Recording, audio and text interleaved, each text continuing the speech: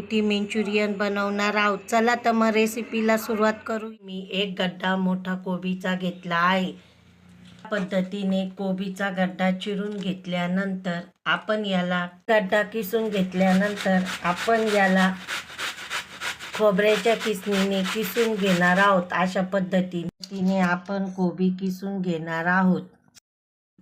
या पद्धतीने कोबी किसून घेतल्यानंतर हा धुवायचा नाहीये, यातून आपोआप पाणी निघतं. हे बघा, अशा पद्धतीने पिळून घ्यायचं आहे. यामधील कोबीमधील सर्व पाणी काढून घ्यायचे आहे. या पद्धतीने कोबी सर्व हाताने अशा पद्धतीने पिळून घेतल्यानंतर कोबीतील एवढं पाणी निघालेलं आहे, तुम्ही बघू शकता. हे पाणी फेकून द्यायचं आहे. यामध्ये 2-3 हिरव्या मिरच्या व काही लसणाच्या पाकळ्या व थोडंसं आलं मिक्सरला बारीक करून घ्यायचं आहे. या पद्धतीने मिक्सरला हिरवी मिरची, लसूण व आलं बारीक करून घेतल्यानंतर यामध्ये हे दळलेलं मिश्रण टाकून घ्यायचं आहे व 2 चमचे बेसन पीठ टाकायचे आहे. चवीनुसार मीठ टाकायचं आहे. मैदा देखील थोड्याफार प्रमाणात टाकून घ्यायचा आहे व हे मिश्रण चांगले एकजीव करून गव्हाच्या पिठासारखे मळून घ्यायचे आहे. यामध्ये पाणी बिलकुल टाकायचं नाही.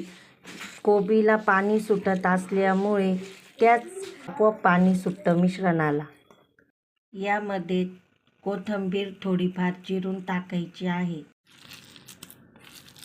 या पद्धतीने मळून घेतल्यानंतर याचे छोटे छोटे गोळे करायचे आहे. या पद्धतीने मध्ये तेल गरम करायला ठेवायचे आहे व तेल चांगले गरम झाल्यानंतर या पद्धतीने गोलाकार मंचुरियन तळून घ्यायचे आहे खरपूस रंग होईपर्यंत.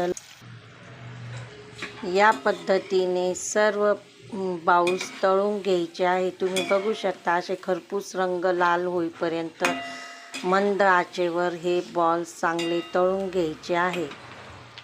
खरपूस लाल रंग येईपर्यंत मंचुरियन तळून घ्यायचे आहे. तुम्ही बघू शकता किती कुरकुरीत आणि सुंदर तळले गेले आहे. जर याचे पाणी सुटल्यामुळे गोळे बनत नसेल तर या पद्धतीने तुम्ही करून घेतले तरी चालणार आहे. असे करून घ्यायचे आणि त्याला सोडून द्यायचे. सर्व बाउल्स तळून घ्यायचे आहे. कढईमध्ये थोडंसं तेल टाकून यामध्ये जिरे आणि मोहरी थोड्याफार प्रमाणात टाकून घ्यायची आहे. हे टाकून घेतल्यानंतर यामध्ये कांदे चिरून घ्यायचे आहे व चांगल्या प्रकारे परतून घ्यायचे आहे. यामध्ये शिमला मिरची 2 घेतलेली आहे. थोडाफार कोबी उभा चिरून घेतलेला आहे. हा देखील कढईमध्ये टाकून चांगल्या प्रकारे परतून घ्यायचा आहे.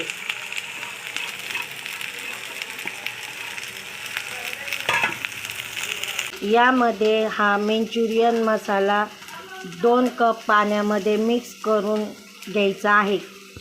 अशा प्रकारे मिक्स करून घ्यायचा आहे. 5 ते 7 मिनटं चांगला परतून घेतल्यानंतर या मिश्रणामध्ये हे तळलेले मंचुरियन टाकून घ्यायचे आहे.